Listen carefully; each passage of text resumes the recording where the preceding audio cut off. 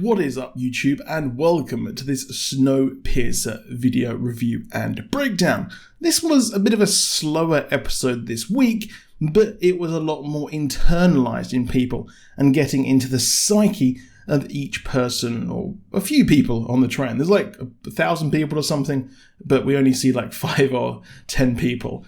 We open with Alex dreaming of her mother in her bunk as she internalizes her thoughts about Wilford, and they find a load of train cars that were dumped by Wilford. But the problem is they have become attached to the track, which is a problem, and they are going nowhere until that blockage complete. However, they do have a way around, as the blockage is only 3 cars, and they can go a different way, which will take about 23 days. However, they need to get everyone to adjust to the lie. Now, of course, the lying about New Eden is going to be a problem, as our new character does struggle talking to the passengers, and she has her own trauma to process, spending time down near the nuclear bunker, and everyone around her dying or killing each other for survival. She's easily one of the most interesting characters this season, but I think once the lie is revealed, Ruth may lead a new rebellion. Of course, this episode, the spectre of Wilford's sins looms heavy over the episode as Alex sees her mother and has to come to terms with the sins of the past and process the relationship she had with Wilford, while the Roach hasn't taken the death of his wife well, which makes sense, and it's nice to see that character back on the show.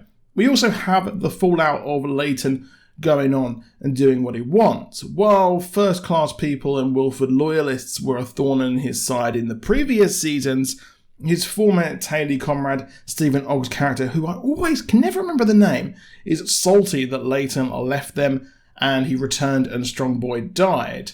They didn't have a leader there until Ruth stepped up.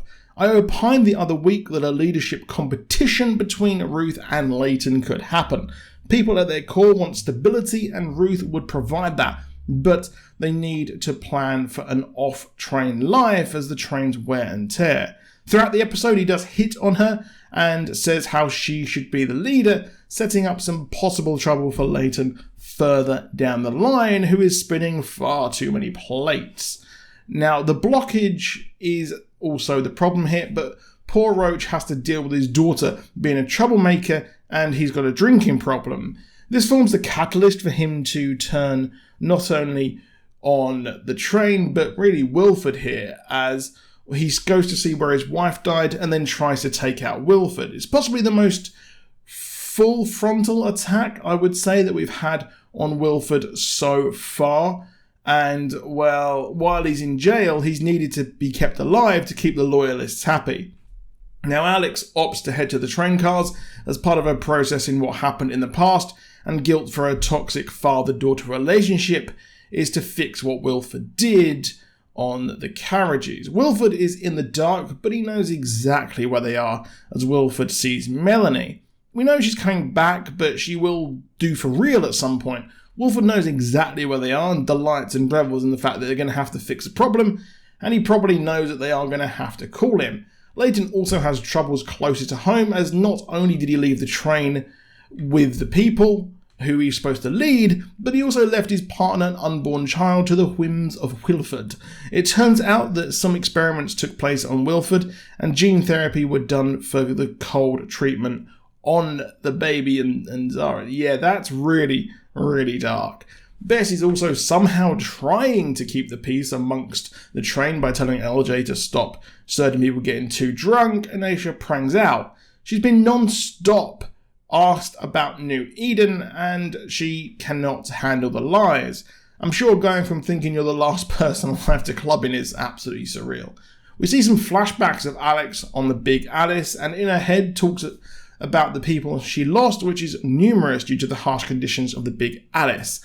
Layton then confronts Wilford's doctor about the prenatal gene therapy, and he has to discuss it with Zara, as he's quite rightly furious that she's made this dodgy gene therapy decision. I think it was a terrible idea from Zara, but naturally, as we saw, she is all about self-preservation. She left the tail, was in the comfort cars, and things like that.